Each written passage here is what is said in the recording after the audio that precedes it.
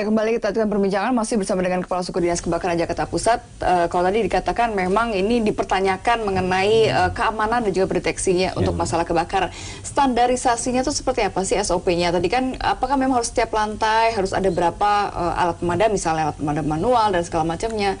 Mungkin bisa dijelaskan juga nih Pak Hardi. Sehingga kan akhirnya kalau ketika memang ada peristiwa tidak menyulitkan para petugas pemadam kebakaran. Karena ada beberapa kendala ketika memadamkan gedung Kementerian Perhubungan ini ya Pak.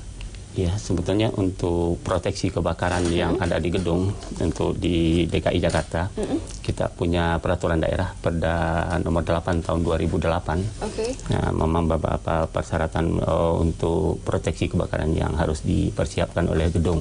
Nah, seperti yang saya sampaikan tadi, ada proteksi pasif proteksi dan aktif gitu ya. Nah, itu ada maintenance yang juga harus dilakukan oleh pihak gedung begitu ya seharusnya? Ya, seharusnya rutin dilakukan oleh pihak gedung, pengelola gedung. Berapa kali sebulan atau misalnya per tahun 2 kali atau bagaimana? Ya, kalau yang SOP-nya? Kalau dari dinas itu melakukan audit pemeriksaan secara berkala, yaitu minimal 1 tahun, maksimal 3 tahun sekali, itu yang dari dinas. Dari pengelola bangunan gedung, yaitu ya rutin, harusnya ya mungkin bisa sebulan sekali dulu atau pokoknya secara berkesinambungan. Berkesinambungan gitu ya. Walaupun itu proteksi suatu bangunan gedung itu lengkap, berfungsi semua, kalau perawatan maintenance-nya nggak berjalan, mungkin bisa jadikan di sewaktu-waktu ada kejadian.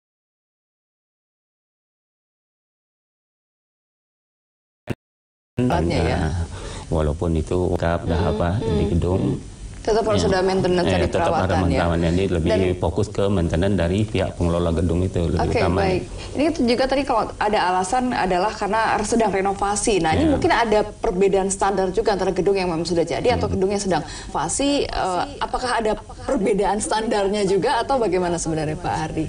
Ya, mungkin untuk gedung yang direnovasi itu ya biasa mungkin ada yang sistem proteksinya yang di fungsinya di pengawasan lah, yang itu dari internal juga itu, karena di gedung juga harus disiapkan itu MKKG, itu manajemen keselamatan kebakaran gedung, itu dari Pak Pengelola itu lantai per lantai itu. Nah, mereka yang perannya apa dan siapa yang membuat apa kalau terjadi kebakaran. Nah, mungkin untuk dalam gedung yang lagi renovasi ini, ya peran-peran mereka itulah yang harus lebih diaktifkan, karena mereka yang setiap saat ada di bangunan gedung itu. Oke, ini termasuk simulasi latihan ketika ada kebakaran begitu. Ini apakah memang perlu rutin dilakukan oleh manajemen gedung?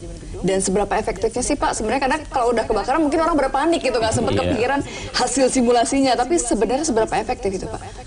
Ya, itu yang pembentukan manajemen itu MKKG-nya itu. MKKG itu kan siapa berbuat apanya itu jelas itu. Jadi peran-perannya ada yang regu evakuasi, ada regu yang melakukan upaya pemadaman awal, ada yang karena di gedung kan juga disiapkan beberapa proteksi yang seperti alat pemadam api, hidran gedung itu kan lebih ke untuk penghuni yang itu yang diperan itu.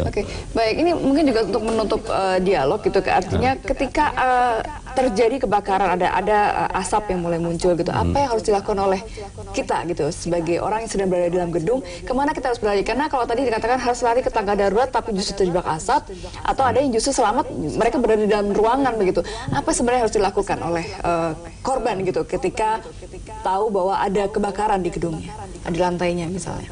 Ya, memang lebih tepatnya itu ke tangga darurat itu untuk tangga kebakaran.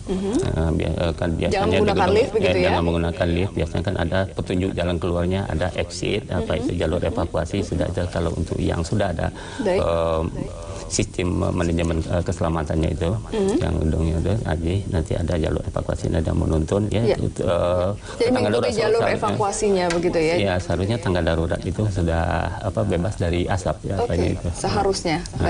Baik Pak Hardi, terima kasih telah bergabung bersama kami. Dan bisa kita kembali ke informasi lain. 9 orang debt collector diamankan terkait dugaan penculikan dan pelecehan seorang siswa SMP. Informasinya hadir usai jeda, tetaplah bersama kami di Newsroom.